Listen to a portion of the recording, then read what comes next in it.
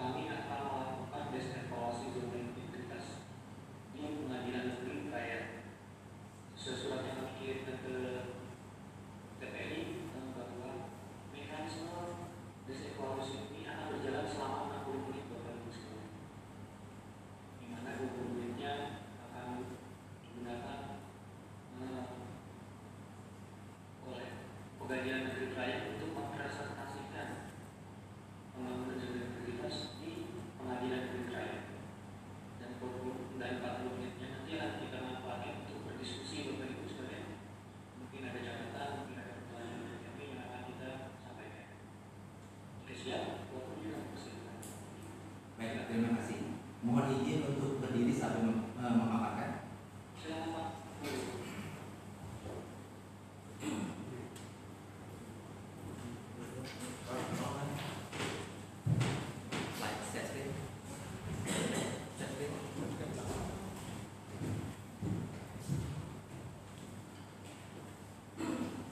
Semangat pagi! Pagi! Luar biasa! Yes! Siap kita! Keren! Untuk apa? Satu hati menuju zona integritas. PM Raya! Zona integritas. WPK! Harus! WPM! Pasti!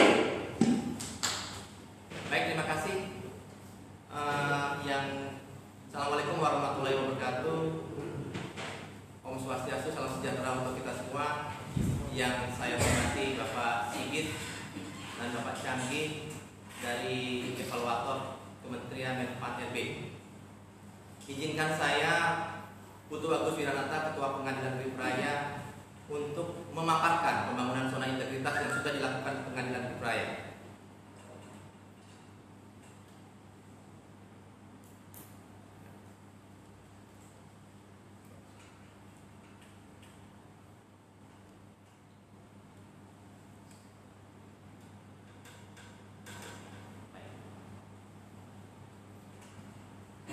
Pengadilan Negeri Raya telah mencanangkan zona integritas pada tahun 2018, sehingga secara berkesinambungan kami telah melakukan pembangunan zona integritas dari 2018 sampai dengan sekarang. Kemudian pada tahun 2019 kami berkesempatan untuk mengikuti des evaluasi pembangunan zona integritas, dan juga kami berkesempatan untuk mengikuti uji petik yang langsung dilakukan oleh Kementerian Menpan RB pada Pengadilan Negeri Raya, yang pada saat itu kami memang belum berhasil untuk mendapatkan predikat PDK. Tetapi itu tidak membuat kami berkecil hati. Kami terus berinovasi, kami terus berikhtiar. Ini merupakan ikhtiar kami selanjutnya. Kami terus melakukan pembaharuan terhadap proses bisnis yang kami lakukan, pembaharuan terhadap beberapa hal yang menurut kami menjadi kekurangan pada pembangunan zona integritas di tahun 2019. Alasan kami untuk terus melakukan pembangunan, melakukan reformasi birokrasi, tetap mengacu pada visi Mahkamah Agung dan visi Pengadilan Negeri Raya, yaitu terwujudnya Pengadilan Negeri Raya yang agung, dan juga kita mengemban misi untuk menjaga kemandirian, memberikan pelayanan hukum yang berkeadilan, meningkatkan kualitas kepemimpinan di Pengadilan Negeri Raya, dan meningkatkan kredibilitas dan transparansi. Dengan berbekal sumber daya manusia yang ada dan juga dukungan dari segenap elemen masyarakat, sinergitas yang telah kami lakukan. Gambaran sedikit tentang Pengadilan Negeri Raya. Pengadilan Negeri Raya terletak di wilayah hukum Pengadilan Tinggi Nusa Tenggara Barat. Wilayah hukum kami adalah Kabupaten Lombok Tengah, atau lebih dikenal oleh masyarakat luas sebagai Kuta Mandalika House of MotoGP 2021. Lebih mengedepankan keindahan dari alam Lombok Tengah. Saya ingin menggambarkan pembangunan SETI pada tahun 2019 sebelum kami masuk kepada pembangunan SETI di tahun 2020. Ini beberapa hal, kekuatan-kekuatan yang kami punya pada saat membangun zona integritas di tahun 2020 yang sudah kami perbaiki. Beberapa hal menjadi kelemahan di tahun 2019, pada tahun 2020 telah menjadi kekuatan bagi PM Raya untuk melakukan pembangunan zona integritas. Kami bergerak pada kelemahan. Ada beberapa kelemahan-kelemahan yang kami petakan, yang kami identifikasi, dan ini menjadi titik fokus kami melakukan pembangunan zona integritas. Yang pertama, kami masih melihat keterlambatan dalam pelayanan pengadilan. Karena kami menganggap justice delay is justice denied. Jangan sampai masyarakat terhambat dalam mendapatkan keadilan atau layanan. Yang kedua, beberapa aparatur, hakim, panitia pengganti maupun ASN yang ada belum memiliki sertifikasi dalam melaksanakan tugasnya. Dan yang ketiga, kami melihat kelemahan bahwa kita belum menyusun standar pelayanan pengadilan yang jelas mengenai biaya, mengenai persyaratan, mengenai waktu pelayanan. Dan yang paling penting juga yang belum masuk di slide ini, kami terus memperkuat integritas di lingkungan pengadilan negeri raya. Sehingga strategi kami dalam membangun SETI adalah komitmen pimpinan dalam membangun didukung oleh seluruh aparatur, memperbarui sistem internal, hadir di publik, mensosialisasikan program, dan juga terakhir menjaga konsistensi. Ini beberapa hal yang kita telah bangun pada area 1. Komitmen pimpinan dan pegawai unit kerja. Pada awal tahun kami telah melakukan evaluasi terhadap tim pembangunan zona integritas dan kami memperkuat tim pembangunan tersebut sehingga kita dapat lebih cepat lagi untuk melakukan pembangunan, dan juga kita telah menyusun rencana pembangunan, dan juga kita telah melakukan evaluasi terhadap pembangunan zona integritas. Yang paling penting adalah komitmen pimpinan. Di awal tahun semua aparatur mulai dari pimpinan sampai ke tingkat bawah menandatangani fakta integritas yang menyatakan komitmennya untuk melakukan tupoksinya bebas dari praktek KKN. Yang kedua, kita juga mengikuti pembekalan zona integritas yang dilakukan oleh Mahkamah Agung, yang pada saat itu juga kita mengikuti pembekalan EST, Emotional Spiritual Quotient, dari Dr. H.C. Ari Ginanjar Agustian. Pada saat kami mengikuti pembekalan itu, kami tersentak, kami mulai berpikir, ternyata kita berubah, kita belum dibekali oleh dasar-dasar nilai utama apa yang harus kita lakukan. Sehingga dari itu kita mulai berbenah, kita mulai menginternalisasi nilai-nilai utama Mahkamah Agung. Jangan sampai perubahan yang kita lakukan ini hanya menjadi tujuan utama pimpinan kepada anggota secara formalitas saja, tetapi semua aparatur di pengadilan negeri raya harus menyadari bahwa berubah itu sesuai dengan nilai-nilai utama yang disusun Mahkamah Agung, mulai dari kemandirian, integritas, kejujuran, akuntabilitas, responsibilitas, keterbukaan, ketidakberpihakan, dan perlakuan yang sama di hadapan hukum. Itu yang harus dipegang oleh seluruh keluarga besar pengadilan negeri raya. Dan juga untuk mendukung upaya rencana strategi nasional pemerintah terhadap penyalahgunaan narkotika dan memastikan bahwa seluruh aparatur DPN Raya bebas dari narkotika, kita sudah menerapkan tes urin. Ini yang pertama kami lakukan di seluruh wilayah hukum pengadilan tinggi NTB, pengadilan raya pertama kali. Dan juga pimpinan terus-menerus menjadi role model.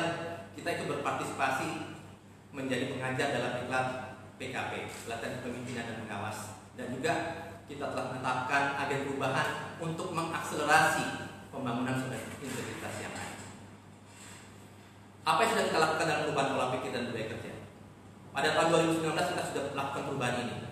Yang dahulunya kebiasaan santai, kita selalu ubah, sudah mulai aktif dengan pekerjaannya, mengecek pekerjaannya di pagi hari, mengecek tunggakan pekerjaannya di pagi hari. Budaya 5M, budaya rapi, bersih, ringkas, rawat, dan rajin. Sebelumnya hanya merupakan slogan saja. Kami lakukan perubahan. Kami akselerasi dengan lomba kebersihan di kantor, sehingga didapatkan hasil sebelum dan sesudah. Kita lihat sebelumnya ruangan masih berantakan, setelah ini ruangan menjadi rapi, penataan arsip dilakukan dengan baik. Dan ini kita berikan reward. Untuk mengakselerasi, menstimulasi perubahan-perubahan, kami selalu memberikan reward kepada perubahan-perubahan yang dilakukan. Juga telah kita lakukan perubahan pola pikir. Ini gambaran evaluasi pekerjaan kita di tahun 2019. Di monitoring implementasi SIPP, banyak sekali tunggakan-tunggakan pekerjaan yang tersisa pada tahun 2019. Kita evaluasi, kita perbaiki. Pada tahun 2019 dengan kebiasaan tidak menunda pekerjaan, maka banyak pekerjaan yang sudah kita dapat selesaikan tanpa banyak tunggakan. Nah, bagaimana kita meminimalisasi atau meminimalisasi risiko terhadap resistensi terhadap perubahan? Di pengadilan negeri raya kita menganggap semua merupakan keluarga. Jangan sampai ada batasan antara pimpinan dengan anggota. Ketika pimpinan mempunyai ide untuk melakukan perubahan agar sampai dan diterima dengan baik oleh anggota, kami lakukan konsep-konsep perubahan itu melalui kegiatan olahraga bersama, kegiatan kerja bakti bersama, kegiatan makan bersama. Kami lakukan itu sehingga setiap anggota mempunyai kesempatan untuk berkomunikasi dengan pimpinan tanpa ada jarak formal. Ini yang kami lakukan untuk meminimalisasi risiko kegagalan dalam perubahan. Dan juga kami memberikan reward. Kita tidak ingin menuntut orang berubah, tapi kita tidak memberikan penghargaan. Sehingga kita memberikan penghargaan kepada setiap aparatur ataupun setiap pimpinan yang melakukan perubahan dan kinerja baik, mulai dari hakim, mulai dari panitera, mulai dari pejabat sekretariat, bahkan sampai tingkat rendah honor kami memberikan penghargaan. Ini untuk apresiasi terhadap kinerja yang sudah dilakukan. Dan juga kita melakukan publikasi sosialisasi eksternal dengan pihak luar, bagaimana supaya perubahan-perubahan yang kami lakukan sampai kepada masyarakat dan masyarakat juga mendukung itu. Termasuk juga kita turun bekerja sama dengan Forkopimda untuk turun ke ponpes atau kegiatan apapun yang dilakukan oleh pihak pemerintah daerah, sehingga kita bisa menyampaikan sosialisasi program-program apa yang telah kami lakukan untuk tahun 2019 dan 2020. Untuk area 2, fokus kami adalah yang paling utama di area 2, digitalisasi layanan pengadilan. Kami ingin semua layanan pengadilan terdigitalisasi dengan penerapan e-office. Kenapa kami lakukan itu? Kami memetakan apa manfaatnya. Pertama, manfaat teknologi informasi menurut kami melakukan perubahan prosedur penanganan perkara, melakukan perubahan cara kita berinteraksi dengan masyarakat, dan juga kecepatan menyampaikan informasi kepada masyarakat tanpa masyarakat harus datang ke pengadilan melalui media elektronik. Di situ untuk mengurangi waktu penanganan perkara, mengurangi interaksi, dan juga menghindari masyarakat kekurangan informasi. Sehingga dari penerapan digitalisasi layanan pengadilan, tujuan utamanya adalah terpeliharanya integritas aparatur pengadilan dengan mengkanalisasi cara berinteraksi. Kami sudah lakukan di hampir semua layanan yang dilakukan pengadilan, mulai dari layanan aplikasi untuk administrasi perkara, manajemen persidangan, untuk administrasi umum, penataan pengelolaan kepegawaian dan keuangan. Untuk kinerja pelayanan publik kami juga siapkan aplikasi, baik aplikasi terpusat maupun aplikasi inovasi yang kami punya seperti APS panggilan sidang, aplikasi Sikutu Gesit, Tastura maupun survei kepuasan masyarakat yang merupakan aplikasi inovasi dari PN Praya. Yang kedua, di area 2 yang kami pentingkan adalah efisiensi dan efektivitas dalam proses bisnis. Seiring dengan peraturan Mahkamah Agung nomor 1 tahun 2019 tentang pelaksanaan administrasi perkara dan persidangan secara elektronik, pada awal Januari tahun 2020, Pengadilan Negeri Praya telah mewajibkan penerapan persidangan secara e-court dan e-litigasi. Before gambarannya, persidangan kita lakukan tetap muka. Setelah kita menerapkan peraturan Mahkamah Agung nomor 1 tahun 2019 dengan SK Ketua Pengadilan, bandingkan dalam pendaftaran perkara. Pendaftaran perkara menggunakan fasilitas elektronik hanya sekitar 60-70%. Tetapi di tahun 2020 kita sudah mencapai pendaftaran perkara sebesar 100% secara elektronik. Panggilan secara elektronik, e-summons, e-filing, pendaftaran perkara, sama e-payment sudah kita lakukan. Dan kemudian tidak berhenti pada pendaftaran perkara saja, kita juga melaksanakan persidangan secara elektronik. Dan itu sudah dilakukan mulai untuk tahap persidangan jawaban, replik, dan duplik. Angka keberhasilan penerapan ini sudah sampai dengan 80%. Dan ini kami lakukan yang pertama untuk efisiensi biaya bagi para pencari keadilan, dengan juga efisiensi waktu dan efektivitas penanganan perkara. Dan ini sudah terus-menerus kami evaluasi. Yang kedua, memasuki masa pandemi Corona di bulan Maret 2020, kami bergerak cepat. Begitu ada larangan dari Kemenkumham untuk mengeluarkan tahanan dari rutan atau lapas, kami segera berkoordinasi dengan kejaksaan dan rutan bagaimana persidangan ini tetap berjalan. Di hari yang sama, Direktur Jenderal Badan Peradilan Umum mengeluarkan aturan tentang persidangan online, acuan tentang persidangan online. Di hari yang sama juga kami sudah melaksanakan persidangan itu, sehingga tidak ada persidangan pidana yang tertunda lama akibat pandemi. Dan ini juga perbaikan yang kami lakukan berdasarkan masukan dari Des Evaluasi Kemenpan RB pada tahun 2019. Dahulu mengenai pengembalian panja ongkos perkara membutuhkan waktu sampai 2 bulan, 3 bulan tidak diambil sehingga terjadi penumpukan panja perkara di rekening pengadilan. Di tahun 2020 kami mengeluarkan kebijakan bahwa pada saat putusan setiap majelis hakim wajib mengumumkan pada pihak untuk mengambil panjanya saat itu juga setelah putusan, dan ini sudah dilakukan. Ini salah satu evidennya, di hari yang sama kita memutus, di hari yang sama mereka mengambil dengan bukti pengambil. Kami juga untuk efisiensi dan efektivitas mengeluarkan aturan tentang one day minute dan one day publish. Apa maksudnya itu? Pada tahun 2019 penanganan perkara di pengadilan minutasi terutama membutuhkan waktu 7-14 hari. Karena memang secara aturan kami diberikan waktu untuk menerbitkan salinan putusan sesuai dengan Undang-Undang Kekuasaan Kehakiman sampai dengan 14 hari.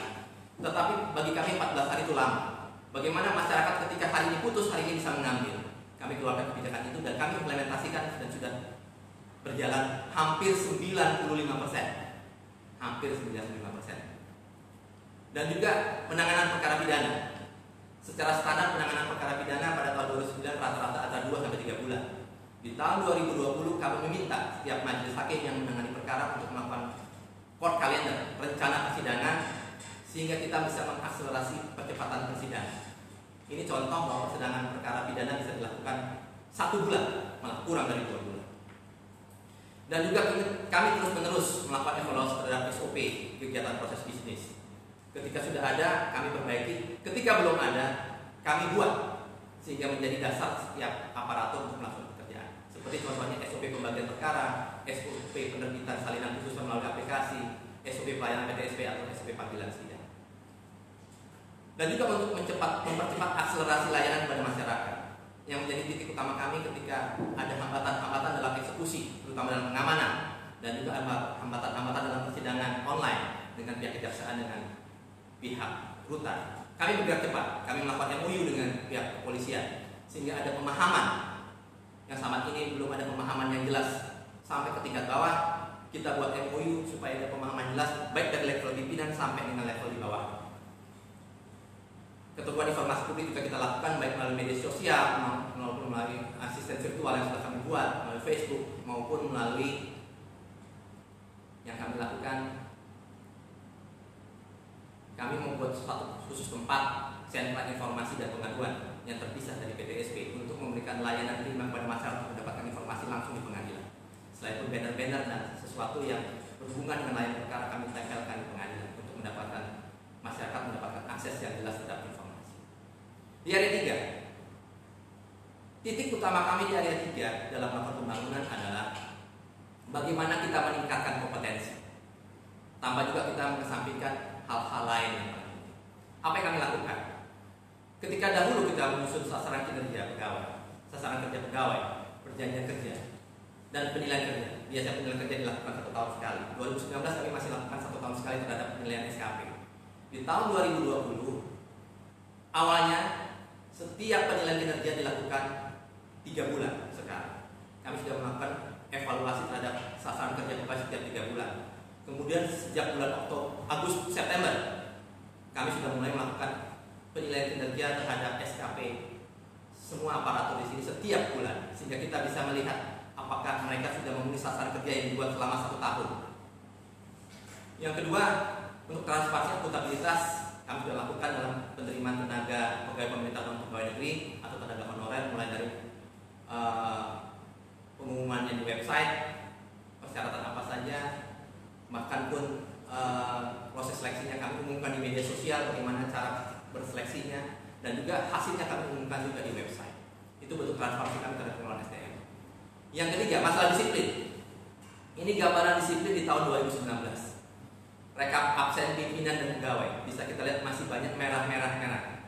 Kami melakukan pembinaan sesuai peraturan Mahkamah Agung nomor 8 tahun 2016. Kami melakukan teguran-teguran, pembinaan-pembinaan. Ini yang kami dapatkan di tahun 2000. Gambaran singkat tahun 2020 sudah lebih disiplin, hampir 95%. Dan itu terus kami melakukan pembinaan. Nah, apa yang kami lakukan untuk melakukan peningkatan kompetensi? Kami bergerak cepat dengan data analisis kesenjangan antara jabatan dan kompetensi yang dia miliki. Setelah kami membuat analisis kesenjangan itu, kami buat analisis pengembangan kompetensi. Itu sudah kami lakukan dari 2019 dan terus kami lakukan di akselerasi di 2020. Ini yang terjadi.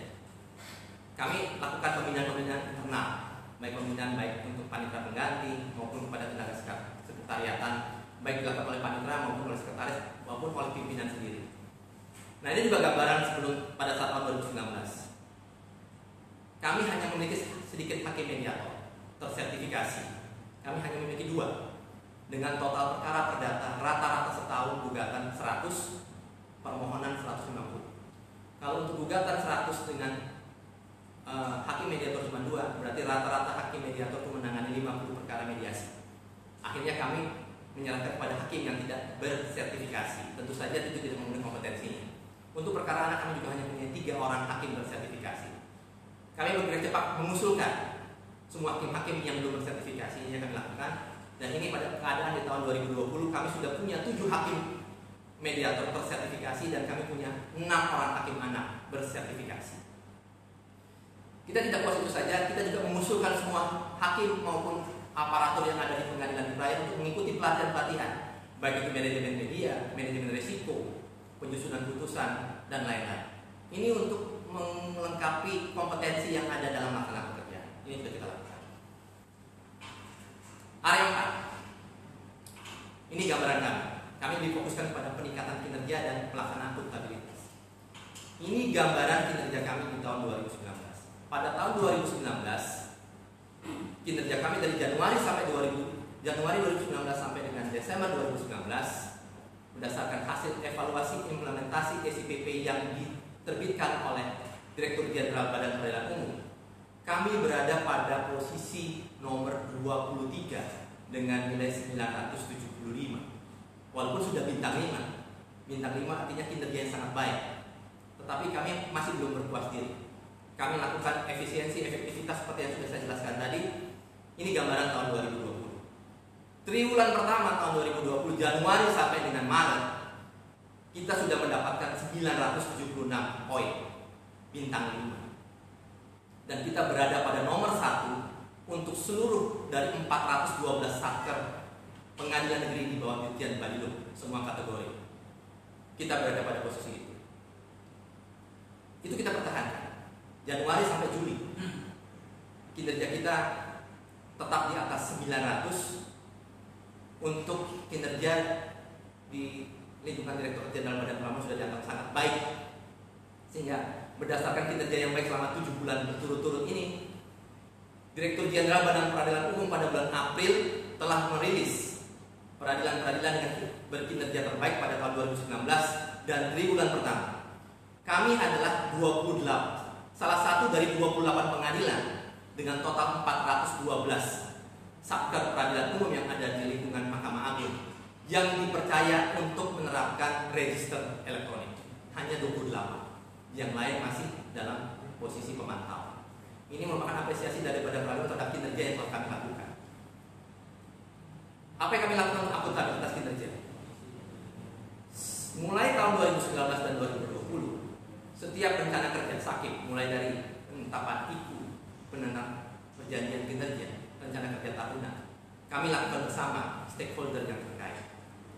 Kami evaluasi setiap bulan dengan rapat bulanan dan juga melalui pengawasan yang dilakukan hakim pengawas.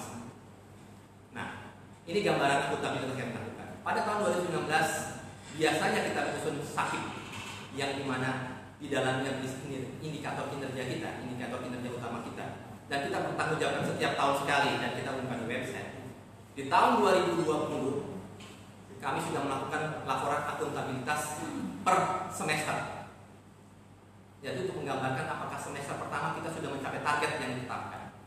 Ini sarana bagi ketua pimpinan pengadilan terutama untuk memonitoring dan mengevaluasi apakah kinerja-kinerja itu sudah mencapai target atau belum. Apabila belum mencapai target, kita lakukan akselerasi dengan memetakan di mana kelemahan-kelemahan yang tidak kita laksanakan.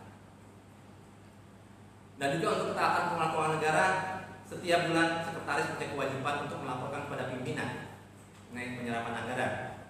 Dan kita juga melakukan review dan audit yang dilakukan oleh hakim pengawas sehingga pengelolaan keuangan itu dilakukan sesuai dengan aturan. Dan juga selama ini tentang rekening pengadilan lainnya, pengelolaan yang belum jelas dengan MOU, kami lakukan MOU untuk membuat suatu standar bagi siapapun untuk mentaati aturan-aturan yang sudah dibuat, baik dari pihak rekanan, dalam hal ini BRI, maupun dari pengadilan sendiri. Untuk area 5, kami terus-menerus melakukan public campaign tentang pengadilan gratifikasi baik pada eksternal, tapi yang paling penting pada pihak internal. Setiap rapat bulanan, setiap rapat internal kecil, kami selalu menyampaikan pentingnya pencegahan penerimaan gratifikasi oleh pihak ketiga. Ini untuk menjaga agar lingkungan peradilan pengadilan negeri Praia selalu berada pada wilayah yang bebas korupsi. Public campaign kita lakukan melalui website, melalui media sosial, melalui banner.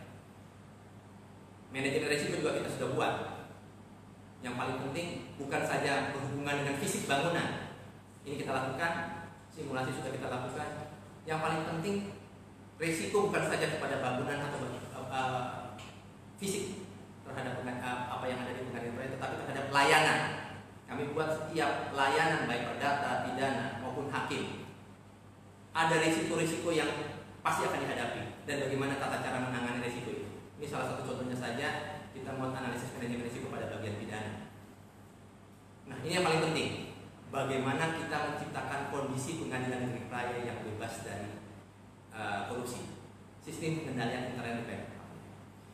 Kami sudah menerapkan sistem sonasi di PN Praia sejak tahun 2019. Kami perkuat di tahun 2020. Kami membagi wilayah kerja pengadilan negeri Praia melalui 3 zona, yaitu zona hijau, zona kuning, zona merah. Zona hijau itu ada zona layanan publik, semua akses publik boleh masuk di sana. Zona kuning boleh masuk dengan persetujuan pimpinan untuk hal-hal tertentu, dan zona merah yang sama sekali dilarang siapapun juga untuk masuk ke sana. Ini berhubungan dengan kegiatan proses bisnis, zona produksi. Ini sudah kita lakukan. Nah, ini juga gambaran pada tahun 2018-2019. Akses masuk ke pengadilan negeri Praia bisa melalui 3 tempat, sayap kiri, sayap kanan, depan.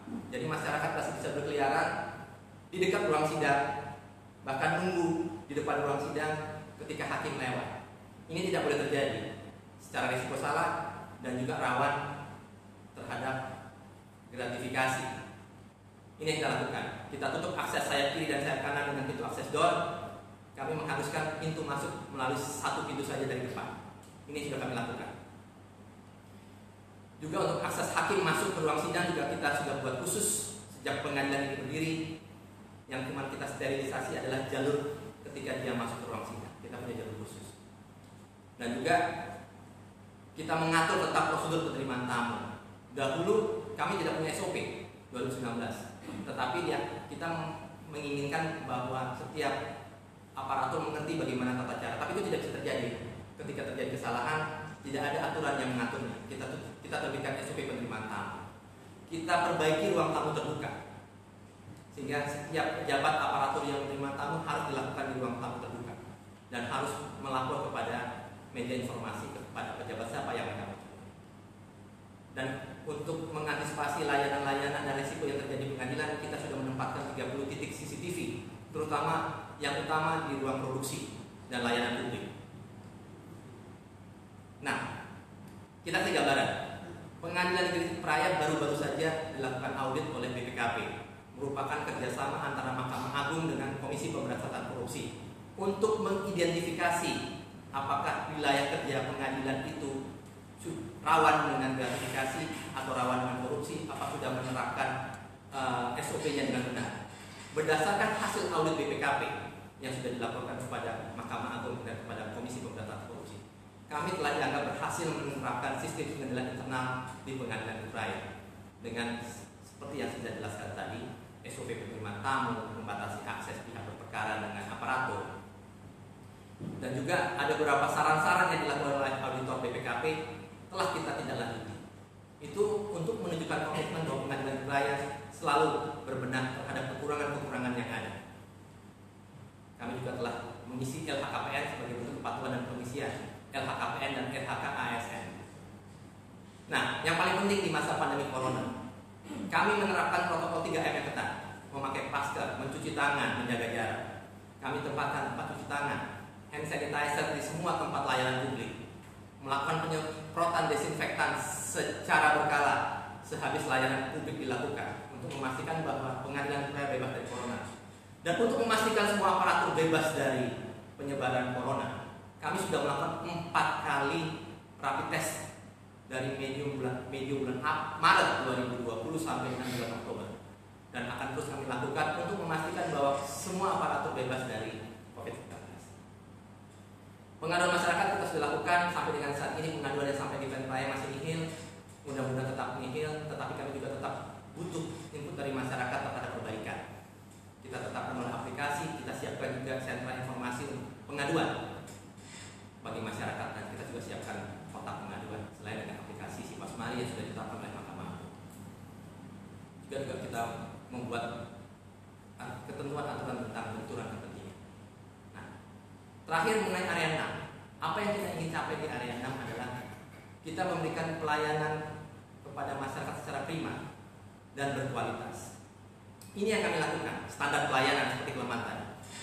Pada tahun 2020 kami buat standar pelayanan yang berisi persyaratan apa yang harus dipenuhi pada saat layanan, biaya yang harus dikeluarkan untuk layanan tersebut, waktu yang dibutuhkan untuk menerima layanan, dan juga tidak penting lagi, yang paling penting adalah kompensasi. Karena dalam maklumat pelayanan kami siap menerima sanksi atau memberikan kompensasi sesuai dengan peraturan yang berlaku. Kita ambil contoh saja salah satu kompensasi. Yang paling penting adalah bagaimana sidang di Pengadilan Negeri Praya berjalan efektif dan efisien. Masyarakat tidak menunggu lama. Kami membuat aturan, pimpinan membuat aturan bahwa setiap keterlambatan yang disebabkan oleh majelis hakim wajib memberikan kompensasi. Kompensasi dalam bentuk apa? Kami berikan sampai saat ini, sementara ini kami masih memberikan snack dan makanan ringan untuk memberikan kenyamanan mereka menunggu dan menyiapkan ruang tamu terbuka yang nyaman untuk mereka menunggu, sehingga menunggu bukan menjadi suatu hal yang menyebalkan bagi para pihak yang mencari keadilan, karena mereka datang ke pengadilan dengan masalah, jangan sampai dihadapi dengan masalah yang sama harus menunggu menghadapi persidangan yang sudah ditetapkan oleh majelis hakim. Ini sudah kami lakukan.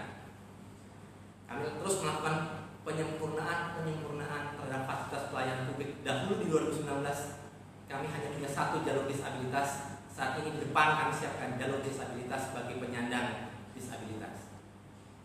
Parkir disabilitas disiapkan. Semua sarana-sarana kami siapkan. Yang paling penting adalah apa? Yang kami sampaikan tadi adalah ada di sini. Inovasi layanan berbasis teknologi informasi.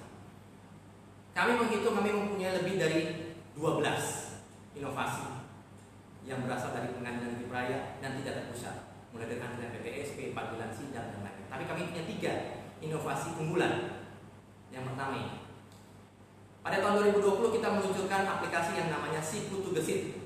Si Putu mungkin namanya hampir sama dengan saya seorang pimpinan, tapi bukan kebetulan. Si salinan, Putu putusan, Gesit cepat. Dahulu ketika habis putusan dibacakan oleh majelis hakim, ketika ingin meminta salinan putusan, para pihak harus datang ke pengadilan, datang ke layanan PPSP Perdata, datang langsung, dipajang berapa biayanya, baru menunggu lagi kira-kira 1 jam baru diambil. Sekarang tidak. Tujuannya apa? Kami menghindari interaksi langsung, mengkanalisasi interaksi. Kami siapkan aplikasi. Jadi misalnya para pihak berperkara ada di Jakarta, berapa biaya yang harus ke Praya hanya untuk meminta salinan putusan.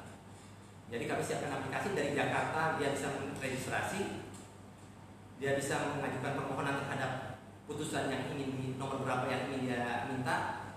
Setelah diverifikasi oleh admin, disetujui, dia membayar pajak untuk salinan putusan tersebut, dan juga bisa memilih pengiriman melalui JNE, pos atau Tiki.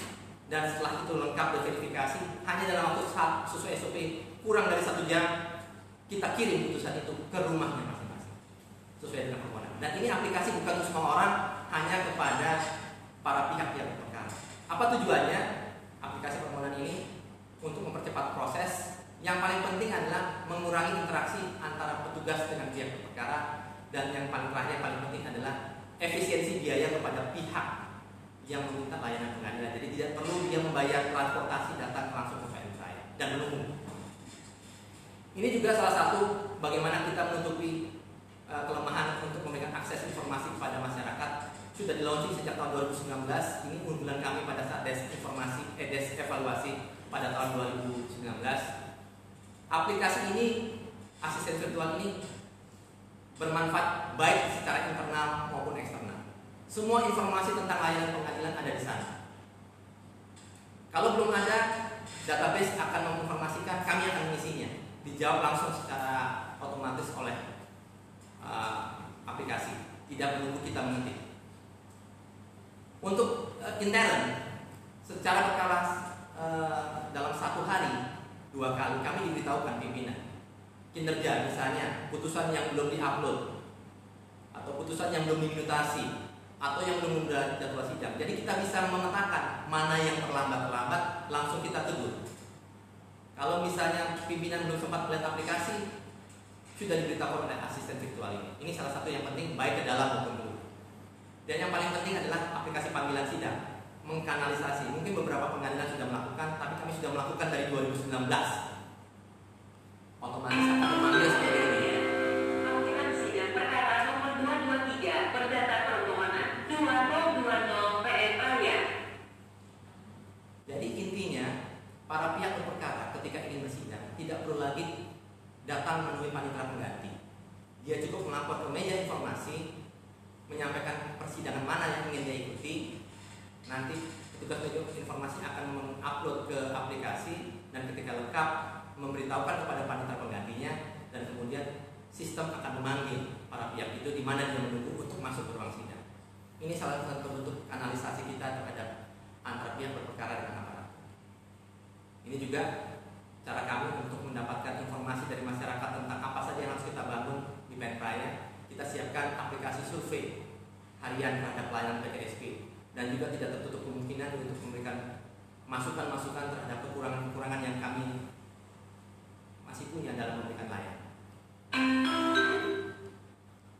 Yang paling penting dari semua komponen, 6 komponen pembukit tadi, berdasarkan hasil survei yang kami lakukan terhadap indeks persepsi anti korupsi maupun indeks persepsi kepuasan pelayanan, kami masih berada pada CIPA, kami masih berada pada 3,96, yang artinya menurut kami perilaku aparatur mendekati bebas korupsi. Indeks persepsi juga kami 86,45, sangat baik. Tetapi kami tidak berpuas diri, kami terus meminta informasi dari masyarakat maupun dari auditor-auditor yang melakukan audit kepada kami, baik dari pengadilan tinggi maupun dari BPKP, untuk pembaharuan sistem internal.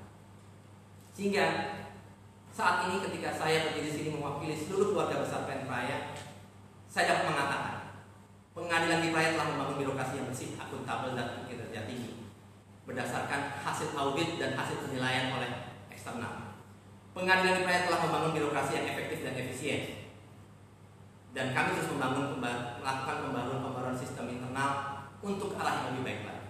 Dan yang paling penting, dengan peningkatan kompetensi yang sudah kami lakukan, kita memberikan pelayanan yang berkualitas, karena setiap aparatur harus dilengkapi dengan kompetensi dalam memberikan pelayanan pada masyarakat. Demikian yang dapat saya sampaikan mewakili seluruh keluarga besar Pengadilan Negeri Raya terhadap des evaluasi dari Kementerian Pendaya-gunaan Aparatur Negara.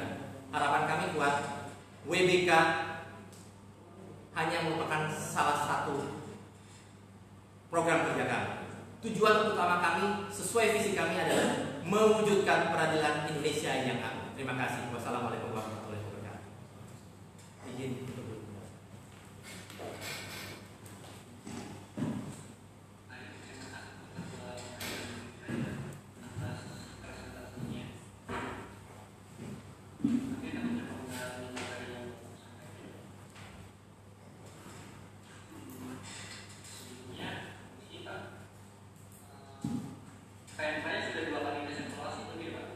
dua kali, tahun 2019 kami didatangi dan 4 dievaluasi, tapi kami belum berhasil. Hanya 4 yang didatangi di tahun 2019, Pengadilan Agama Sumbawa, BPK, Denkumham, Imigrasi, dan kami.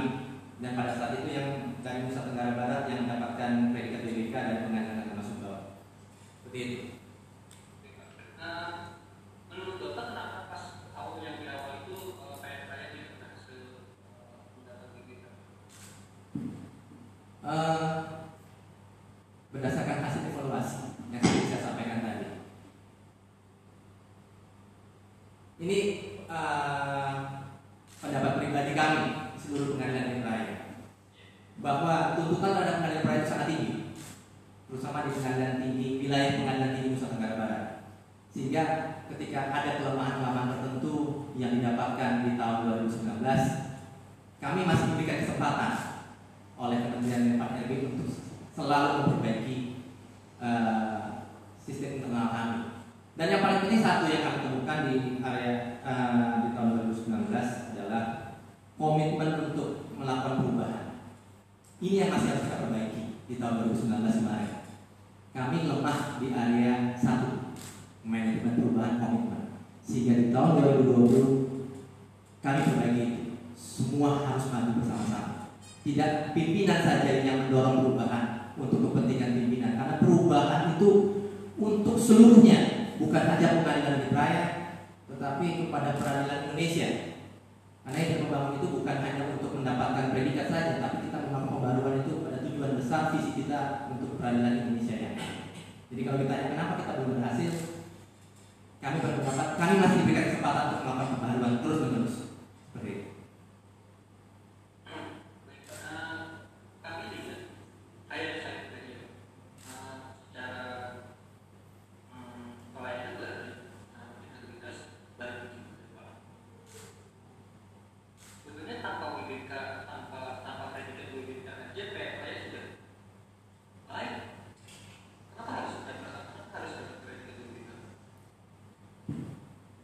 Itu yang tadi kami sampaikan bahwa predikat WBK itu merupakan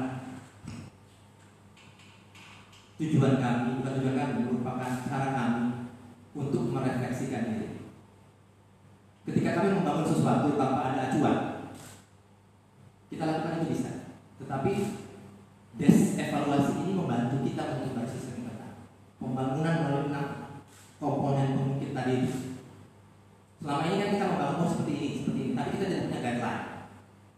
Memang NB memberikan melalui Stranas Reformasi Birokrasi Zona Integritas. Kami sudah lakukan sebenarnya sebelum 2018 kami sudah lakukan, tetapi arahnya belum spesifik. Ya, betul. Nah, ketika ada evaluasi pendampingan dari tim pembangunan internal, kami mulai membangun yang lemah-lemah tadi, kan gitu. Karena kita membutuhkan evaluasi dari pihak eksternal. Sebanyak mungkin evaluasi dari pihak eksternal. Karena menurut kami bagus, belum tentu menurut orang lain bagus. Mereka yang bisa menggambarkan kelemahan kami. Dan yang kedua, tentu saja perubahan itu harus terstimulasi. Seperti yang kami lakukan tadi. Kita harus ada tujuan, WBK, kebanggaan pengadilan negeri raya untuk mendapatkan wilayah bebas korupsi. Oh benar, diakui. Karena pengakuan itu juga penting untuk kita tetap bersemangat. Itu yang kami bawa misi dari semua keluarga besar PN Raya. Yang bertanya, kenapa kita sudah bagus? Ini pertanyaan yang sama, Bapak. Kami kan sudah bagus.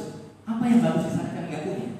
Tapi kami bilang, jangan putus asa untuk terus membangun. Walaupun saat ini pun kita masih belum berkesempatan mendapatkan predikat BPK, kami terus berkomitmen. Karena tujuan kami satu, visi Mahkamah Agung itu, peradilan Indonesia yang adil. Makanya saya bilang, mungkin pada saat 2019 kami belum berhasil mendapatkan BPK, tapi kami mendapatkan kepercayaan dari Komisi Pemberantasan Korupsi dan Mahkamah Agung untuk diaudit di pengadilan wilayah hukum pengadilan tinggi Nusa Tenggara Barat hanya 2, PN Mataram dan PN Raya, dan sudah keluar hasil auditnya. Kami bisa berbangga, walaupun kami tidak berpuas diri, bahwa kami sudah menerapkan sistem pengendalian internal pemerintah yang ketat.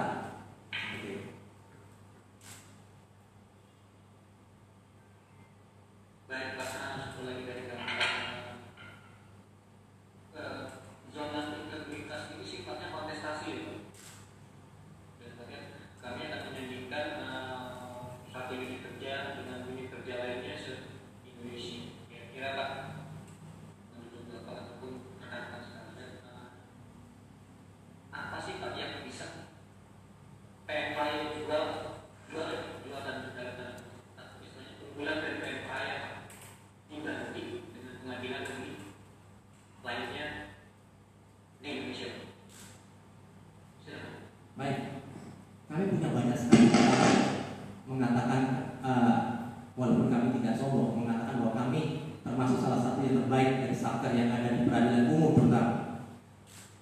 efisiensi dan efektivitas sudah kita laksanakan di pengadilan negeri raya, dan itu sudah diatur.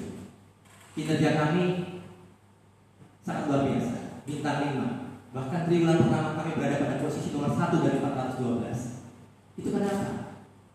Kontentasi memang iya, karena memang ini merupakan suatu kebanggaan ketika kita bisa mendapatkan predikat. Tetapi enggak, ini untuk menunjukkan bahwa kita semua punya semangat yang sama untuk melakukan perubahan, untuk berubah, untuk memberikan yang terbaik.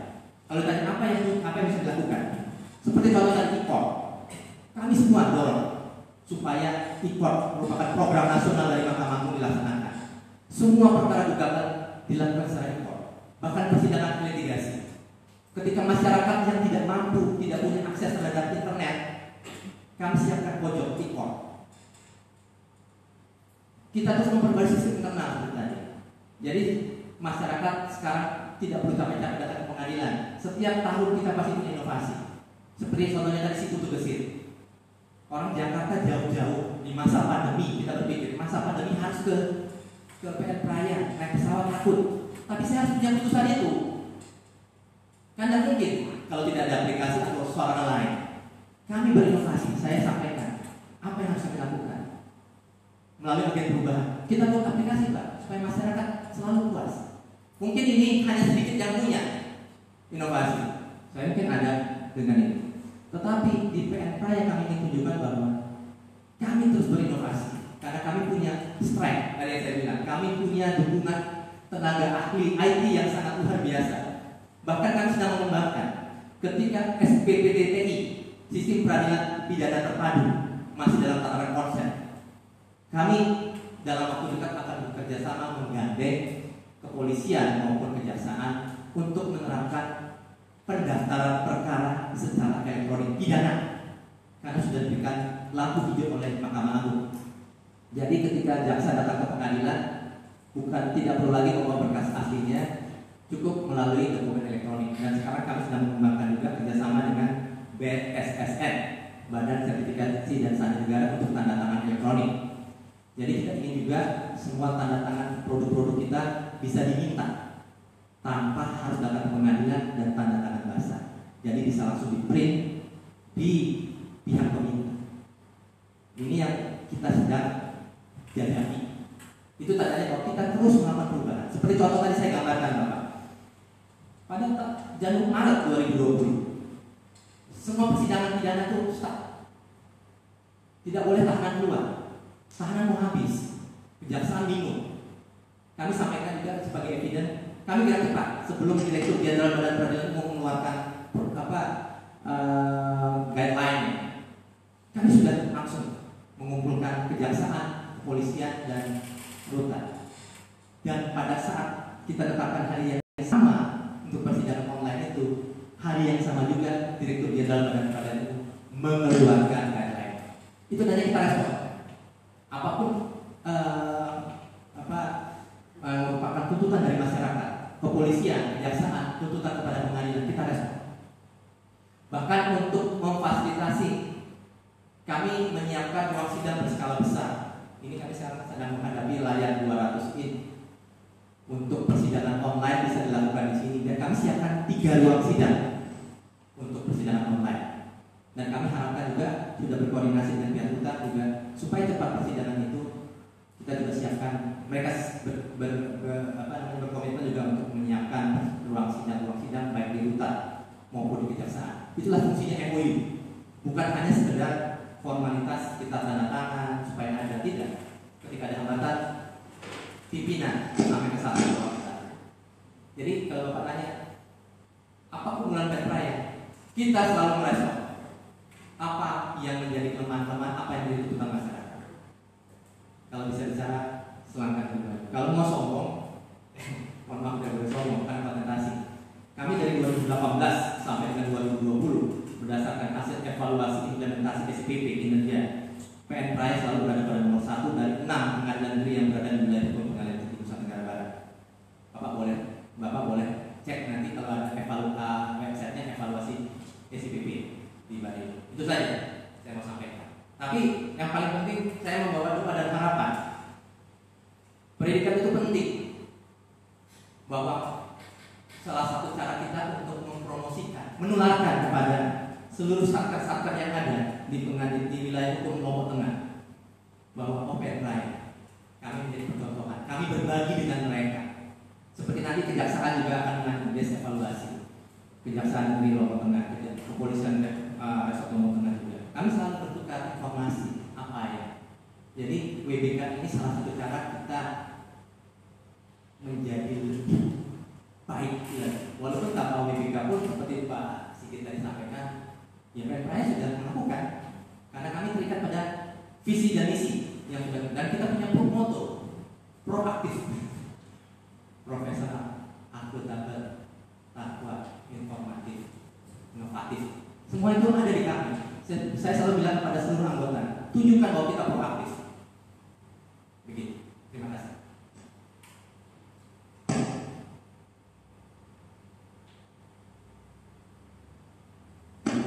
Mohon maaf suaranya tidak.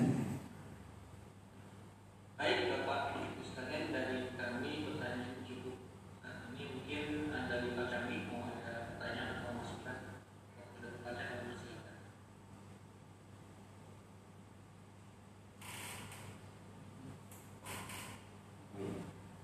Terima kasih Pak Rizky, terima kasih Pak Ketua PPRaya atas jelas. Saya sih sudah, kalau menurut saya sih sudah dengan mendekati harapan saya pada seluruh PPRaya ya, dengan hari terakhir berikan yang benar-benar bisa membanggakan kondisi pembangunan integritas dengan saat ini Pak. Jadi kalau ini jadi standar, jadi yang lain tidak masuk. Ya, seperti itu. Nah, mungkin kita bisa diskusi sedikit. Apakah suara saya jelas di sana? Siap, dengan jelas. Ya. Terkait dengan tadi disampaikan kita wilayah kita di Lombok Tengah. Ya. Tengah dan Lombok Tengah dari Lombok Tengah. Wilayah kita, wilayah kerja kita. Putu Mandalika. Ya. Ya. Ya. Kalau bisa diinformasikan dari siapa terkait dengan proyek yang ada di Mandalika, kita kan mau ada JP 2021. Siap. Tapi kalau gitu kan kalau kan juga apa-apa jawab, hanya mungkin mendalami saja terkait dengan informasi penanganan perkara di sana. Dapat informasi ada beberapa permasalahan terkait dengan pembebasan lahan.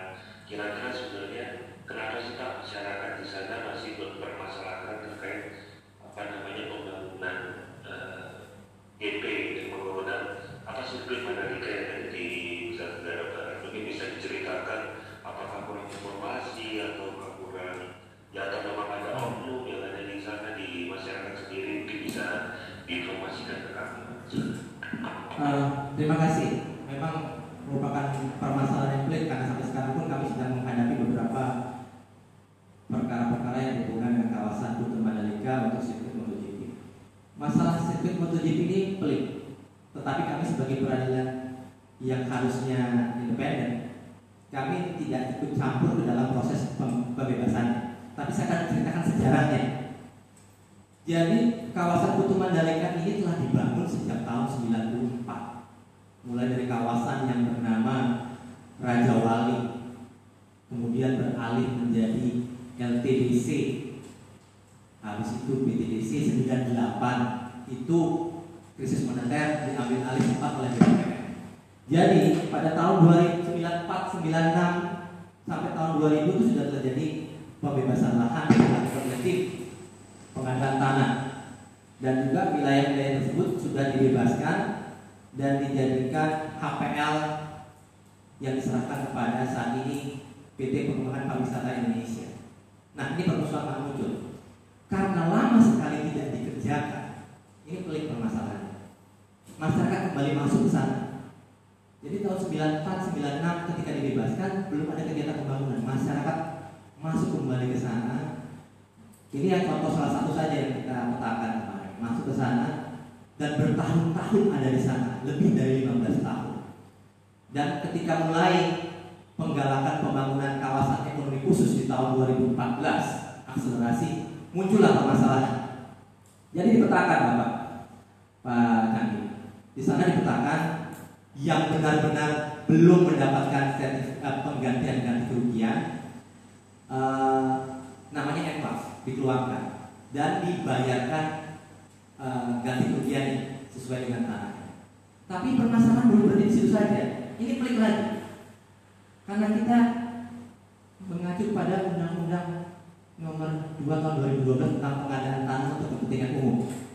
Pemerintah, ini paling gampang saja. Ini contohnya ketika melakukan proses pembangunan, pemerintah tidak bersinergi. Ada 2 proyek besar yang ada di Mandalika. Yang pertama sirkuit, yang kedua untuk pembangunan jalan bypass bebas hambatan ke sana. Nah, ketika di jalan bebas hambatan ditemukan salah satu bentuk ganti kerugian adalah 200 juta per arus di wilayah bypass itu. Tetapi untuk wilayah sirkuit yang menjadi jantungnya rata-rata itu cuma 100 juta. Sehingga mereka protes. Ketika musyawarah dengan pihak pemerintah daerah yang tidak datang, menolak itu, dan tetap ingin bahwa ganti rugi itu harusnya 200 juta gitu. Karena wilayah yang dibebaskan itu menurut mereka tidak akan lebih mahal daripada di Kuta Mandalika. Itu salah satu masalah. Tetapi kalau bicara tentang tataran hukumnya, itu sudah sesuai hasil yang ditetapkan oleh Pricer. Tetapi beda tim pengadaan tanahnya, yang satu oleh Balai Jalan, yang satu oleh tim PT Pengembangan Pariwisata Indonesia. Nah itu yang kami hadapi sekarang. 15 perkara masuk konsinyasi ke Pengadilan Negeri Praia, tidak ada yang menerima. Alasan kepada kami ketika kami panggil kenapa menolak konsinyasi, alasannya kami minta 200 juta. Ya jangan 200 juta, 150 juta. Kenapa kok yang lain 200 juta, di sebelah sana kami 150? Ya itu yang menjadi hambatan-hambatan. Tetapi saya bilang tetap proses hukum. Pengadilan tidak boleh memihak sesuai dengan sudah ada aturan-aturannya. Ketika konsinyasi ditolak, upaya keberatan tidak dilakukan, ya kita sahkan. Dalam arti bahwa masyarakat itu memang oleh undang-undang dipaksa untuk menerima ganti rugi yang sudah ditetapkan pemerintah, karena sudah melewat masa ganti rugi. Nah ini yang jadi permasalahan. Ditambah yang tadi masyarakat masih yang lama dibiarkan untuk tetap menempati di sana. Ini ada satu contoh perkara yang 2,5 hektar di sana. Bapaknya sudah dieksekusi. Bapaknya ini sudah dieksekusi tanahnya. Kemudian masuk anak ahli warisnya karena tidak dikerjakan. Nah sekarang minta eksekusi ulang. Kan lucu itu. Secara konsep hukum, aturan hukum tidak bisa seperti itu. Nah mereka berada di sana karena masuk begitu saja. Karena tidak ada yang menghalangi ketika pada proses tahun 97 sampai tahun 2014 itu tidak ada kegiatan-kegiatan pembangunan. Itu Pak ruwetnya. Tetapi kami bersinergi sesuai dengan tupoksi masing-masing. Kami tidak mau terlibat di dalam proses apa yang berhubungan dengan non-hukum, karena kemungkinan besar perkara-perkara itu akan masuk ke pengadilan. Kami hanya bisa memberikan saran hukum ketika berhubungan dengan konsinyasi ini bisa dilaksanakan, bisa dieksekusi, dan hubungan yang berhubungan dengan perbuatan non-hukum, ada masyarakat di sana yang memang mengklaim belum mendapatkan kerugian, silakan mengajukan gugatan. Tetapi kalau sifatnya mendesak, saya sarankan kembali kepada mereka untuk mengambil sikap, karena itu sudah semua wilayah dalam Kuta Mandalika untuk MotoGP itu sudah masuk kepada hak pengelola. Begitu Pak Candi.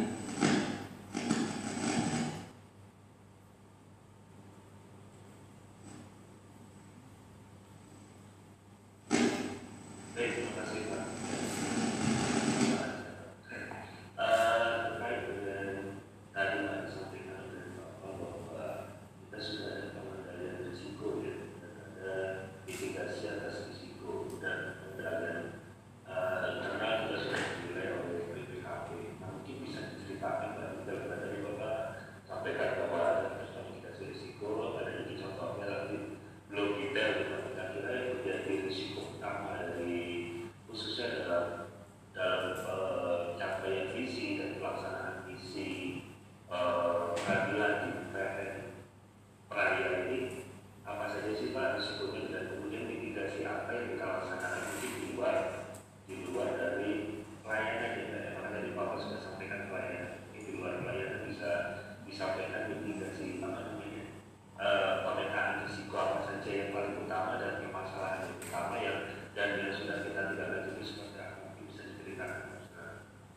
Baik, saya ambil salah satu contoh. Menurut kami, karena tupoksi kami adalah menerima, memeriksa, mengadili dan menyelesaikan perkara, tupoksi paling penting dan perlu diidentifikasi risiko adalah bagaimana kegagalan dalam memberikan layanan sehubungan dengan proses bisnis.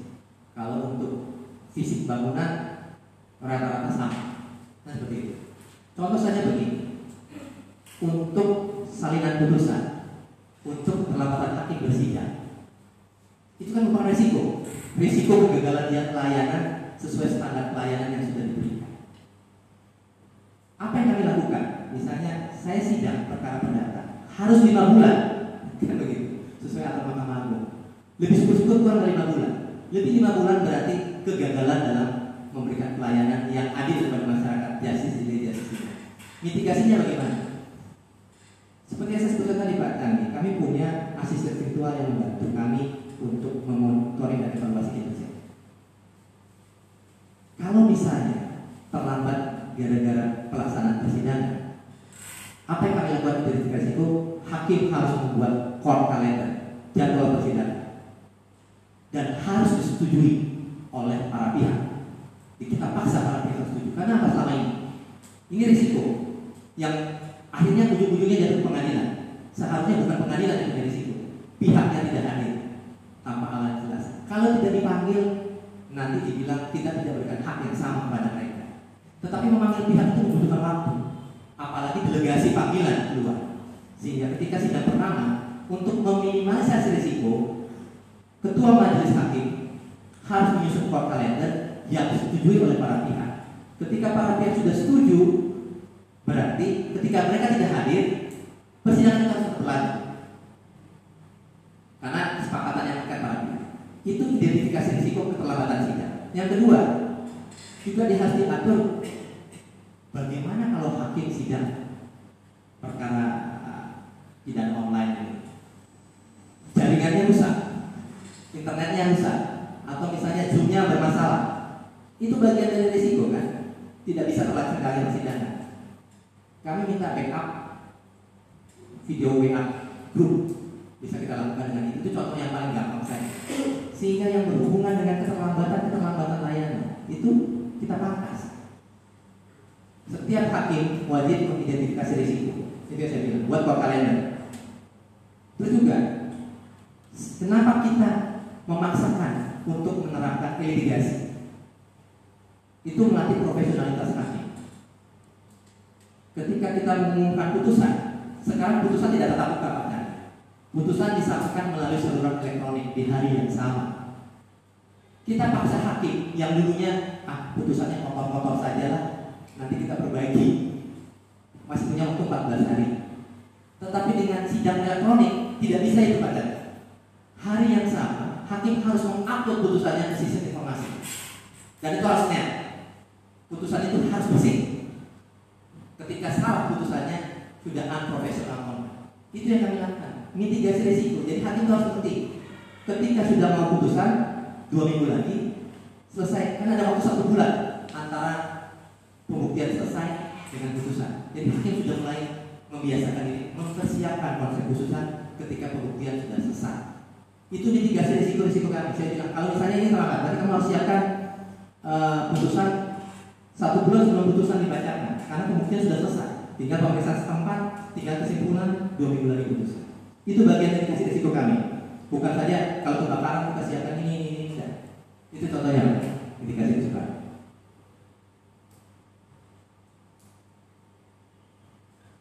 Baik Pak. Kalau terkait dengan itu sendiri Pak, artinya tadi putusan itu harus segera disampaikan kepada. Dan tadi misalkan putusan yang saya pernah sekali waktu itu juga sudah ada istilahnya putus bersih yang disampaikan putusan. Tapi dari putusan dan implementasinya apa sih Pak? Jadi kenapa dari putusan kita harus diimplementasi bisa dicerahkan?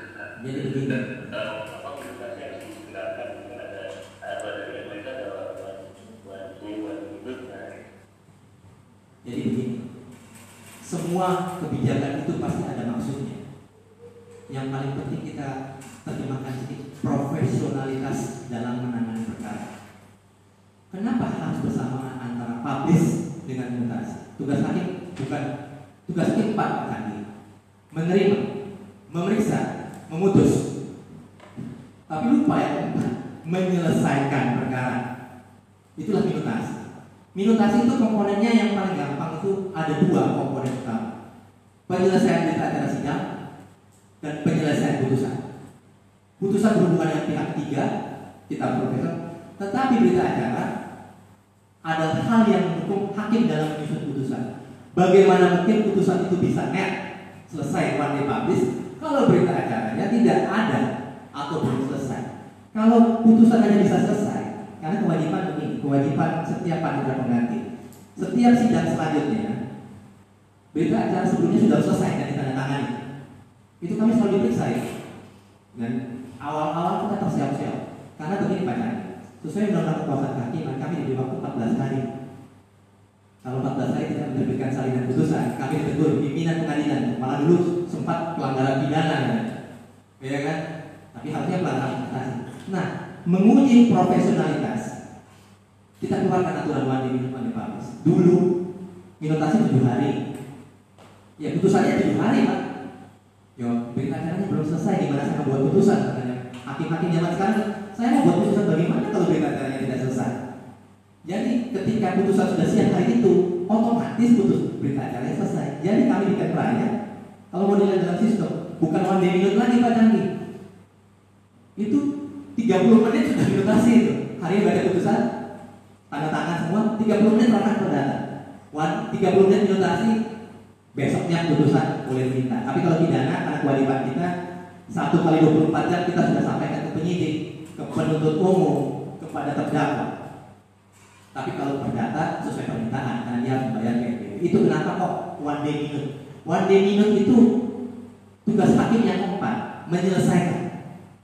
Karena kita diberi waktu 5 bulan untuk perdata, mulai dari penyelesaian pembacaan gugatan sampai dengan putusan selesai. Bukan putusan, sampai selesai diminutasikan ke bagian hukum, namanya statistik dokumentasi di situ. Pidana pun selama ini kita diberi waktu 3 bulan. Katakanlah 30-60 normalnya.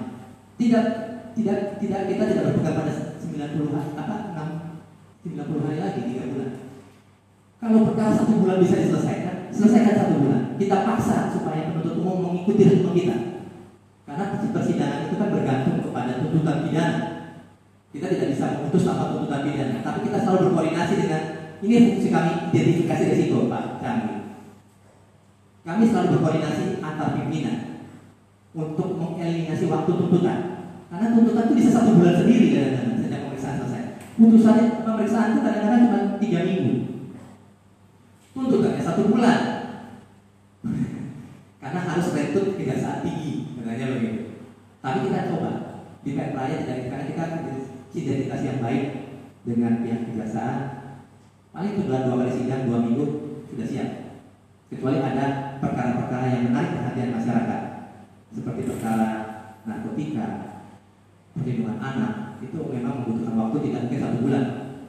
Apalagi yang ada saksi, ada charge yang diajukan oleh penasihat hukum. Tetapi itu perkara pencurian, penganiayaan, itu 1 bulan selesai. Bahkan seharusnya dalam kita coba mengidentifikasi, kita jadikan perkara singkat, supaya ya 1 kali sidang selesai. Dulu ada di KUHP memungkinkan itu, tetapi ini masih dalam tataran karena melibatkan instansi lain, kejaksaan dan kepolisian. Kalau kami menginginkan perkara pencurian itu tidak perlu lagi pidana biasa, pidana normal singkat saja, 1 kali sidang selesai. Kami sudah siap itu. Ya gitu Pak. Baik, artinya minutasi memang harus segera untuk menyampaikan keputusan dari para hakim. Nah, apa sih kendala yang biasanya muncul saat minutasi itu harus segera disampaikan? Karena bisa nggak sih, maksud saya suatu putusan sudah diputuskan, sedangkan implementasinya belum. Jadi kita selesaikan dari maksud Bapak seperti yang saya katakan. Bisa nggak sih kira-kira ada permasalahannya apa kira-kira diceritakan bisa diceritakan? Kalau itu bisa saja, karena putusan itu kan berhubungan dengan pihak ketiga, mengandalkan catatan hakim. Hakim juga nyata di sini. Jadi kita kembali lagi ke zaman dulu Pak Candi. Berita acara menyesuaikan catatan hakim, kan begitu. Nah itu akuntabilitasnya kan tidak terjaga. Ya itu loh, bisa saja. Tapi kita setback lagi mundur itu, mundur. Nah kalau kami ada, makanya saya tidak bisa mengatakan 100% kita one day minute lah ya. Kalau one day publish hakim saya sudah siap. One day minute itu misalnya begini, itu saksi kan banyak. Kadang-kadang untuk perkara penjualan 3. Bagaimana kalau perkara perdata banding lagi, saksinya 25 Bapak. Iya kan? Kadang-kadang hakimnya agak kasihan juga sama panitera pengganti. Kami sempat mengalami itu. Walaupun sekarang sudah kami punya 14 orang panitera pengganti termasuk panitera ya, panitera termasuk panitera pengganti sidang juga. Coba bayangkan kalau hakimnya PP-nya cuma 8, perkara 100, perdata pidana 250, permohonan 150. Kemampuan manusia itu sedikit Pak. Makanya kami juga mengharapkan Mahkamah Agung. Kami kemarin di audit BPKP nanti Bapak baca juga. Ada satu hakim kami itu 27 beban kerjanya. Saya bilang bahwa bagaimana lagi keadaannya pada saat itu mengharapkan dia 27. Nah itu yang risiko one day minute-nya meleset. Tapi semeleset-melesetnya Pak, tidak boleh lebih dari 7 hari karena mengurangi nilai. Saya itu paling cerewet sama panitera sama buah waktu saya. Kenapa ini belum menetasi 5 hari? Nilai itu berkurang terus Pak. Nah bayangkan kalau nilai kita kurang dari 900, dicabut privilege kita wajib register elektronik Pak. Sekarang kami nggak usah lagi capek-capek register manual gitu. Karena kami kinerja kami pertahankan selama 1 tahun dan 3 bulan terakhir di atas 900. Bayangkan kalau itu kita tidak mitigasi risikonya. Kita kembali lagi ke zaman dulu. Hakim buat putusan ya, saya punya catatannya sendiri. Tapi akuntabilitasnya dipertanyakan. Itu yang saya sampaikan. Profesionalitasnya dipertanyakan. Itu Pak. Tapi kalau Bapak tanya, bisa nggak? Ya bisa. Tetapi ya, kalau saya bilang sama teman-teman saya, bukan pengadilan serti ini namanya. Pengadilan zaman bahula. Begitu Pak. Pada ini. Bapak boleh cek. Nanti mungkin kami akan sistem data di evaluasi belum ada sesi PP maupun di direktorat bekerja sama dengan Balido. Rata-rata pencapaian investasi kami 95% mandiri. Baik, terima kasih Pak. Kemudian maka saya kami dapat informasi pada data dari TPI melalui SIPP. Untuk bulan November itu masih ada 2 mutasi yang belum tercatat sepertinya. Jadi ada perkara masuk yang belum dimutasi, yaitu untuk permohonan dan untuk perlawanan pengataan atau dari conversion ya. Nah data yang kami terima mungkin tentu bisa cek juga, itu mutasinya Pak. bisa langsung konfirmasi ke kami boleh Pak.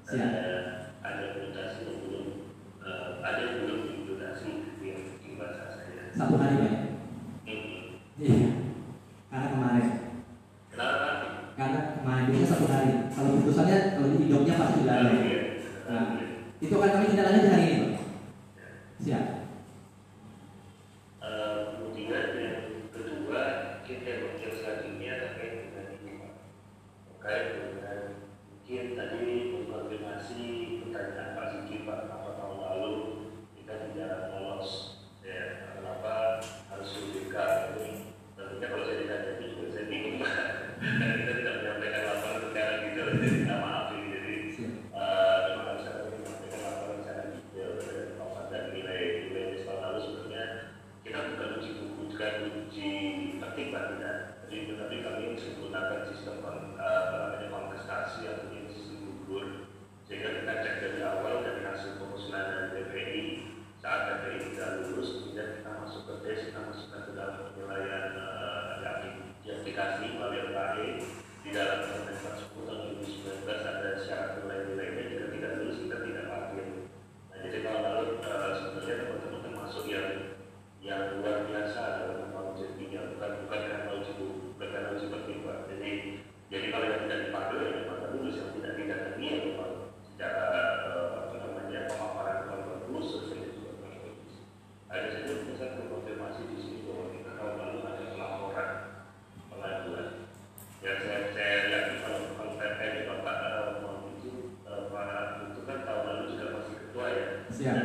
Saya yang dilaporkan.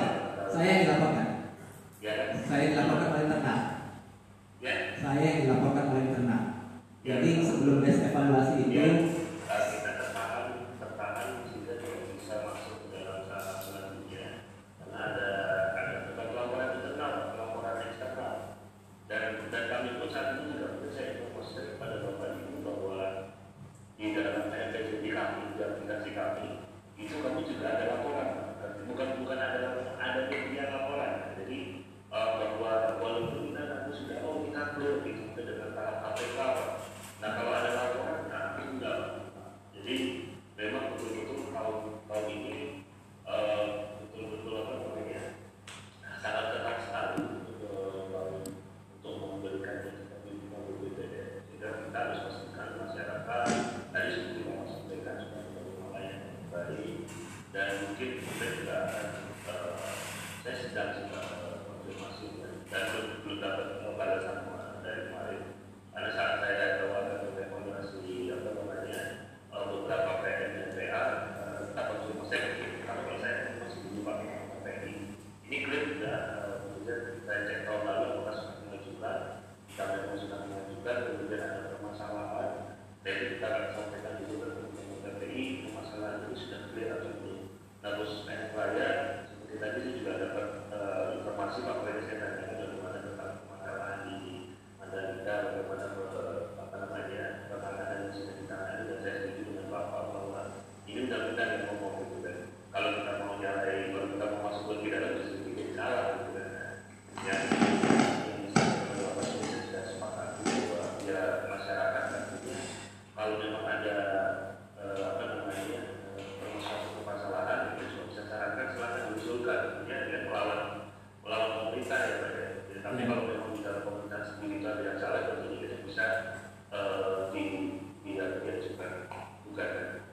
Nah terkait dengan yang terakhir, jadi saya cuma mau konfirmasi bahwa tahun lalu mungkin kita bisa masuk dan karena ada laporan artinya kita perlu menjaga betul-betul dan disebutkan oleh Bapak jawabannya adalah memiliki bahan komitmen kan ya. Dan itu tadi karena ada laporan.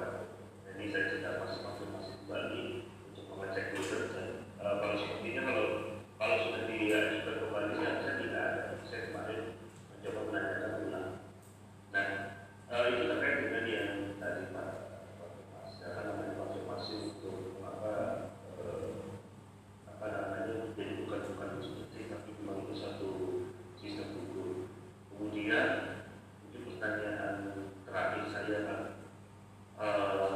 bahwa kita tadi sudah ada dengan APK saya tidak akan seperti yang lain.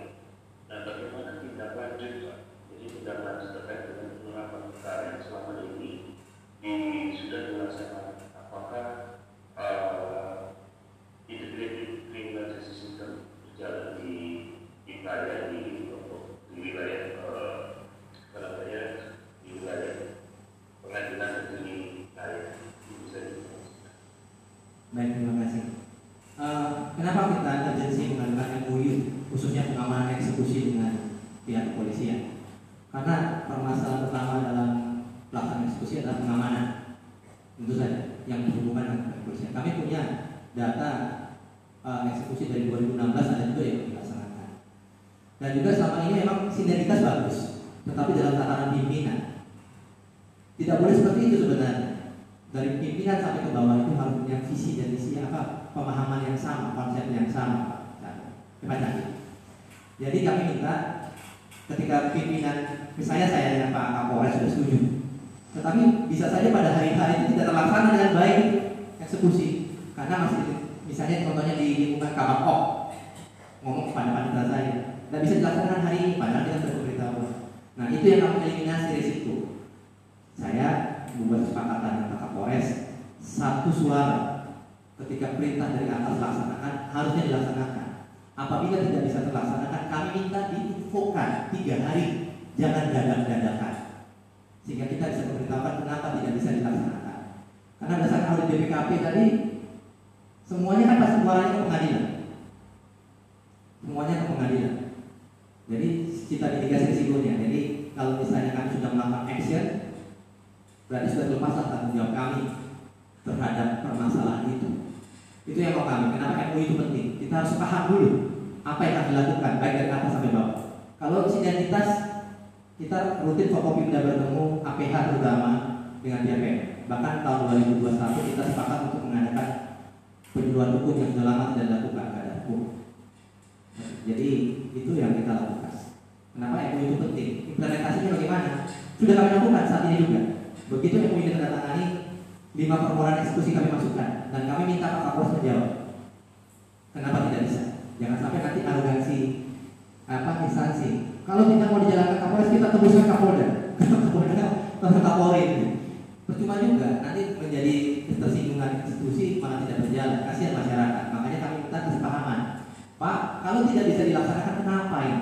Tapi buat secara tertulis biar ada akuntabilitas saya sama pemohon. Karena kami sesuai dengan laporan tadi, kami sudah berapa kali diperiksa pada pengawasan, bahkan internalnya 2019 ada eksternalnya juga itu. Kami juga tidak dapat hasilnya sampai sekarang. Tetapi kami berpikir sudah dengan 5 kali hukuman disiplin dan kami diajukan harusnya clear. Kami kan tidak mungkin bertanya juga. Tidak mungkin kami bertanya karena tim pemeriksa yang harusnya memberikan. Saya juga berharap ekskulator. Karena kembali lagi berhubungan dengan penanganan perkara itu semua rawan laporan. Saya dilaporkan 2, bahkan perkaranya saya bebaskan. Tapi dilaporkan ke ini, bukan laporannya minta atensi terhadap pelaksanaan persidangan. Masuk Bawas, ACC. Tapi kami nggak bisa tahu, kan itu langsung ke Bawas, bukan langsung ke PN. Bahkan eksekusi pun kami dilaporkan ya.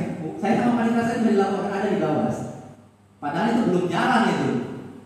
Dan kami juga belum diperiksa. Intinya nggak, kami siap diperiksa apapun itu, tetapi harus clean and clear.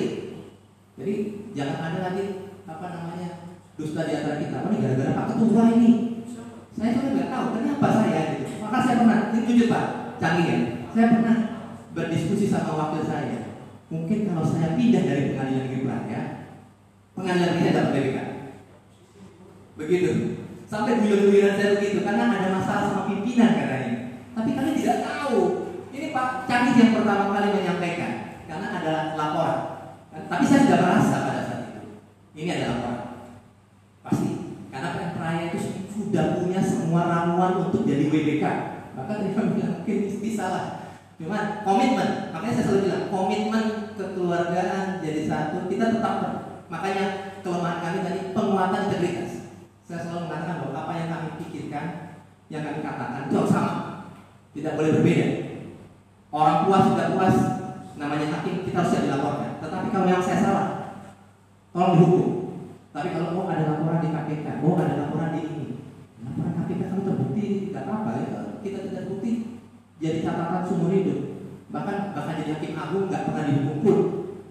Bapak pernah diperiksa, hasilnya nggak keluar Pak.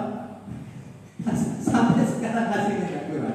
Kami siap, tapi komitmen yang paling penting saya sekarang ini hadir semua. Tidak bisa saya bilang 100% komitmen itu sama. Tetapi kalau sudah 90% punya kebanggaan, makanya saya mau izin aja Pak, karena yang kontestasi kalau Bapak tadi sampaikan harusnya Pn Praya dapat. Ya, izinkan kami dapat tahun ini supaya kami bisa WBPM. Jangan sampai nanti kalau yang seperti itu nanti saya yang pertama kali Pak Kaki, Pak Sigit, kalau ini gagal lagi, saya yang pertama kali akan datang ke Dirjen Bapilu mengatakan, Pak tolong pindahkan saya dari Praya. Jangan saya jadi penghalang Pn Praya dan BBK, karena saya akan Pn Praya. Itu Bapak. Terima kasih. Baik Pak, terima kasih Pak. Ya, ini tadi dengan koordinasi dengan mungkin kalau saran saya harus memperkuat pengawasan, baik pengawasan di internal, pengawasan di eksternal. Kalau dari kami juga sudah mencoba juga pengawasan dari sisi aplikasi kami untuk sampaikan. Nah di penguatan pengawasan ini nanti jadi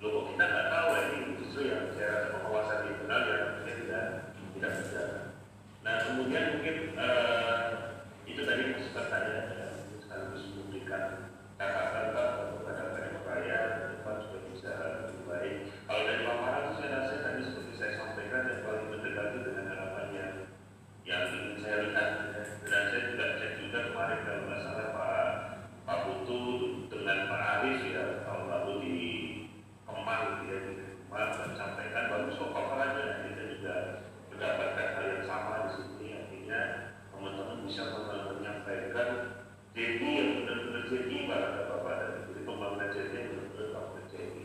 Cuma ada beberapa hal yang saya rasa kurang detail, yang mungkin karena terbatas dari waktu juga.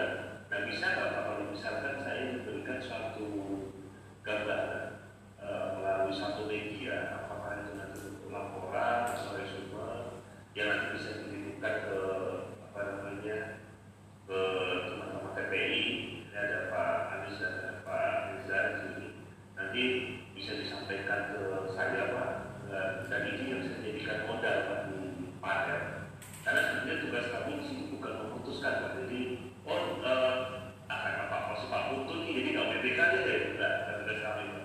Jadi tugas kami di sini memotret bahwa ini loh bisa disampaikan bahwa paparan itu bagus. Kemudian bagaimana dalam penanganan layanan yang ada, penanganan perkara maupun penguasaan dengan pelayanan ke masyarakat publik ini yang kami catat. Kemudian masukan saya tadi kalau ditempatkan di pengawasan artinya ya segala hal terkait integritas itu harus kita mati Pak. Jadi kalau memang tadi sebenarnya kalau dari apa namanya survei kepuasannya juga tahun 2014 saya termasuk salah satu yang tidak setuju Pak dengan adanya toleransi bahwa survei kepuasan itu nilainya 3,6. Saya nggak setuju Pak. Karena 3,6 dari skala 4 itu 90%. Jadi kata Bapak bilang tadi masih ada toleransi. Nah, saya termasuk nggak setuju Pak. Kalau saya dulu usulkan yang namanya anti korupsi itu iya dan tidak. Kalau ada iya atau ada dimungkinkan iya, kalau memang tidak, kalau memang bersih ya tidak. Jadi ya tidak itu sudah menggambarkan. Tapi ternyata dari ahli nih Pak, waktu itu kalau kita mengundang para ahli profesor semua dari seluruh universitas, yang namanya persepsi. Yang namanya persepsi bukan, kan persepsi belum tentu bahwa misalnya ada korupsi, ini kan persepsi. Sehingga ada toleransi seperti Bapak sampaikan tadi 10%. Sehingga nilainya sekarang ya IPAK masih 3,6. Tapi kami masih membahas, mungkin nanti kita akan naikkan, kita akan turunkan toleransinya sehingga nilainya akan naik. Jadi batas minimumnya tidak 3,6, tapi belum selesai dibahas. Nah, terkait dengan resume atau laporan tadi juga kita ada satu media yang kami akan melaksanakan panel ya November minggu keempat, jadi 4 atau 25 itu. Pokoknya di akhir November kita akan panel. Dan tugas kami ini menyampaikan, jadi ini catatan kami. Kami berharap kalau itu bisa bantu dengan adanya tadi seperti yang Bapak sampaikan, seperti yang Pak Ketua sampaikan, cuma dalam bentuk buku, Pak. Ya. Dalam bentuk laporan, sehingga semua orang bisa baca. Jadi kalau misalkan ada yang bilang bagaimana pengawasan di baca sendiri, jadi saya nggak perlu jelaskan panjang lebar. Saya jelaskan cuma intinya seperti ini. Dan nanti mau dibaca, ini ada bukunya Sering Jalsyat. Maka kalau bisa itu menjadi percontohan.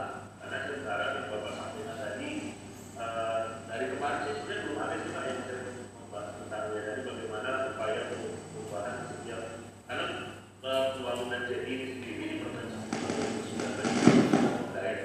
Kita juga sudah membuat suatu visi, sudah membuat suatu apa namanya itu udah kondisi yang tercapai, tapi sampai dengan saat ini gimana yang dikatakan. Rata-rata ya barangnya ya sudah ada role model, sudah ada tim, itu kan upayanya kan gitu. Bagaimana dengan hasilnya tadi Bapak sudah sampaikan.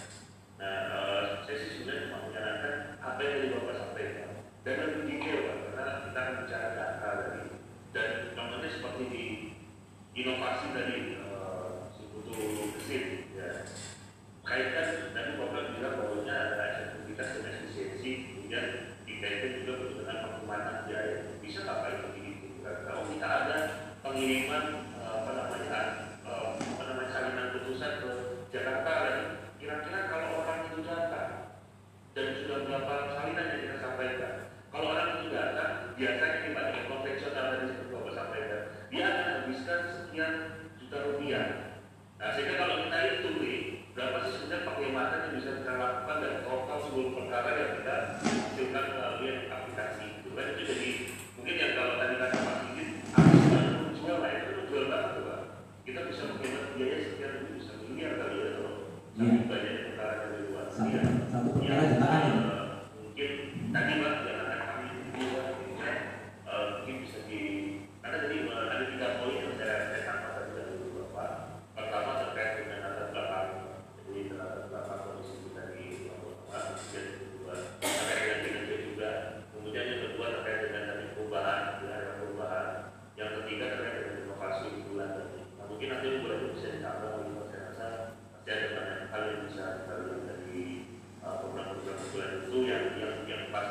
dengan tadi seperti Bapak sampaikan ada latar belakangnya. Kenapa sih harus ada ini dan memberikan manfaat? Jadi kita akan bisa menjawab bahwa program atau upaya unggulan ini tidak kita laksanakan cuma untuk ikutan, tapi karena memang ada manfaat yang kita peroleh untuk masyarakat. Kalau dari saya rasa itu sih Pak. Selanjutnya nanti saya tunggu Pak. Siap. Tanggal 18, paling lambat tanggal 18 kami kirim Pak. Ya, ini tawaran bahwa nanti di minggu ketiga, artinya minggu keempat dan di bulan Oktober, kami sudah bisa menerima sempat lebih baik. Jadi kalau ada masukan dari saya bisa tambahkan lagi. Dan nanti di minggu keempat pada saat kita panel, saya sudah punya modal. Saya pasti sudah punya modal.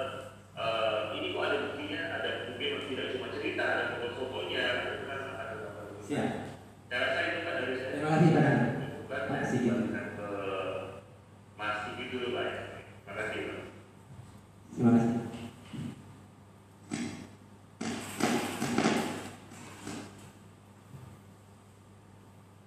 Baik Bapak, evaluasi kita selanjutnya sudah selesai dari 15 menit yang lalu maksimal karena seru. Terima kasih. Dan kami harus dapatkan sedetail mungkin di waktu yang ada. Makanya Pak Candi menyampaikan dan kami ingin agar apa yang Pak Candi sampaikan tadi benar-benar dilaksanakan. Siap. Nah, dalam artian buatlah sebuah resume, enggak resume sih, cuma enggak bentuknya ya buku atau catatan, dia bukan resume tapi detail. Siap. Kayak program unggulan KM Raya itu apa, latar belakangnya apa, manfaatnya apa, seperti itu diceritakan. Ini menambahkan. Halo? Ya. Saya kalau boleh tahu Pak Sigit nanti submitnya nanti medianya kemana ya? Apakah nanti dari tim yang menyediakan seperti email resmi untuk pengiriman resume atau laporan ini, atau nanti ditampung sama nanti? Nanti dulu baru nanti submit ke Mas Andi. Nah, sebenarnya ini permohonan pribadi sih Pak. Artinya saya sudah punya bekal yang nanti akan saya bawa ke panel. Jadi bukan berarti tadi Pak dengan bikin kita bikin PR kita lulus belum Pak. Atau karena nama saya ada Pak Putu jadi nggak lulus ketika ya bukan seperti itu. Nanti posisi tetap akan ada di panel Pak. Jadi kami akan bawa ke panel dan panel ini sebagai bekal kami. Nah, bagaimana metodenya nanti mungkin kita ada perlu Pak, ada perlu pemahaman Pak Menpan SD, nanti bisa di-share di sana. Nah, sebenarnya ini permintaan saya pribadi Pak, bukan dari tim secara nasional. Jadi kalau bicara nasional menyampaikan enggak ini aja. Siap. Baik Pak. Jadi kami ya Pak, sekolah unggulan integritas pada hari ini kami harapkan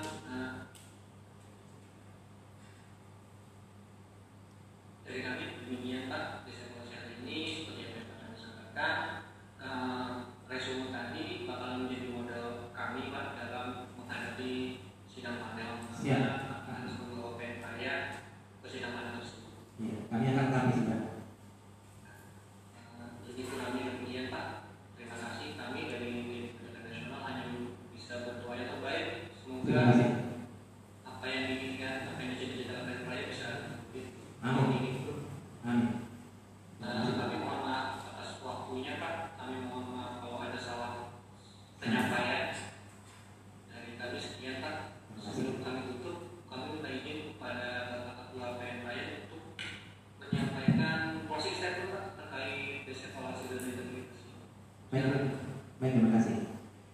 Terima kasih kepada Bapak Sigit dan Bapak Chandra. Proses statement kami cukup bahwa kami PM Raya menyatukan komitmen untuk berubah, memperbarui sistem internal, memberikan pelayanan hukum yang berkeadilan kepada masyarakat, yang berkualitas kepada masyarakat. Tujuan semata-mata seperti yang kami sampaikan tadi, WBK itu merupakan salah satu cara kami untuk memberikan pelayanan baik. Tetapi tujuan utama kami, seperti yang saya sampaikan tadi kepada Des Evaluasi, kita berupaya memperbaiki sistem hukum untuk mewujudkan peradilan Indonesia yang agung, pengadilan Indonesia yang dipercaya oleh masyarakat, sehingga kita bisa kembali menegakkan supremasi hukum sesuai dengan kompetensi yang kami miliki. Jadi bekal kami kepada pembangunan zona integritas menuju wilayah bebas korupsi, kami berpegang pada pengendalian intern yang sudah kami lakukan dengan baik.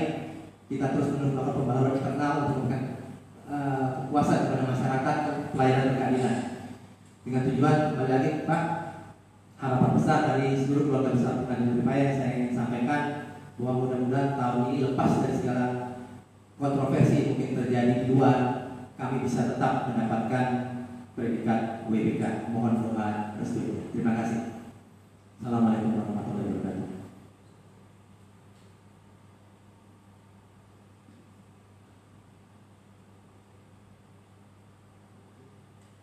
Baik Pak, terima kasih dari kami. Terima kasih, Pak. Pengembangan Desa Evaluasi Zona Integritas PM Raya sudah selesai.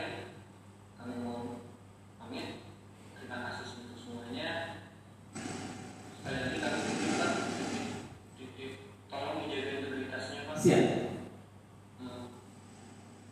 Belum tetap dijaga integritas teman-teman di PM Raya, tolong tetap dijaga tingkatnya di PM Raya. Demikian Pak. Terima kasih.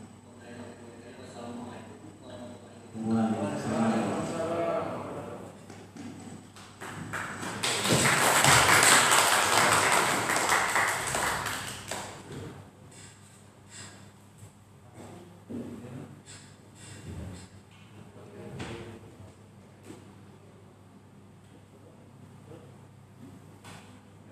Kami